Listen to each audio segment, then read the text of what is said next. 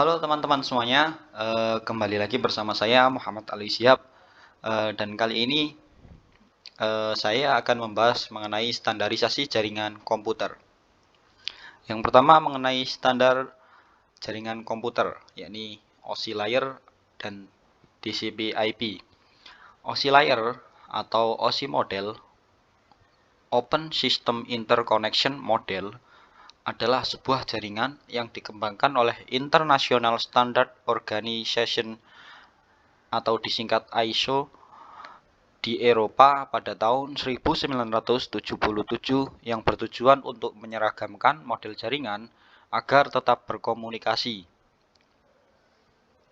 TCP/IP adalah singkatan dari Transmission Control Protocol dan Internet Protocol.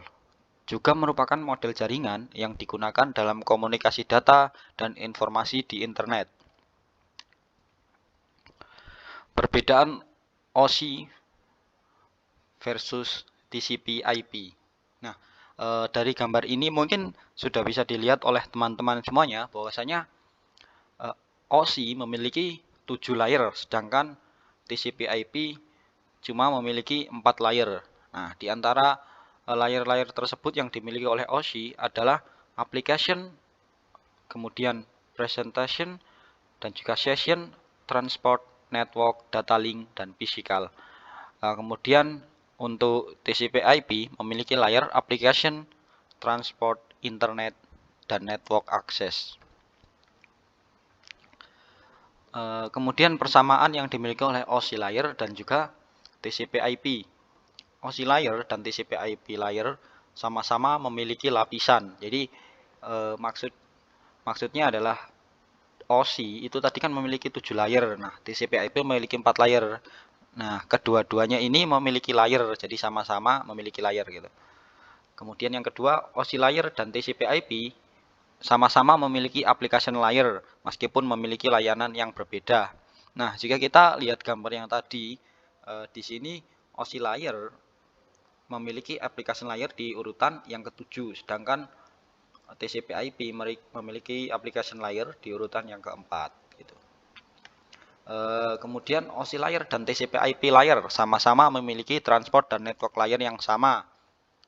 Nah, meskipun tadi memiliki application layer yang berbeda tugas, tapi sama-sama memiliki aplikasi layer, kali ini memiliki transport dan juga network layer yang sama. Jadi tugasnya sama meskipun berada di urutan yang berbeda seperti itu.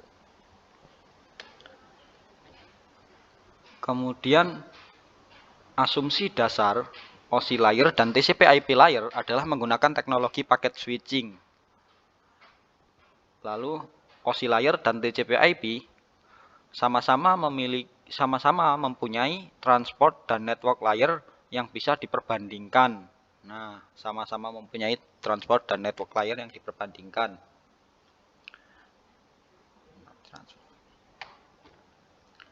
OSI layer dan TCP/IP sama-sama menggunakan teknologi paket switching, bukan sirkuit switching. Teknologi sirkuit switching digunakan pada analog telepon. Nah, ini dari 7 layer yang dimiliki oleh OSI layer, itu di dalamnya ada beberapa protokol-protokol yang bekerja.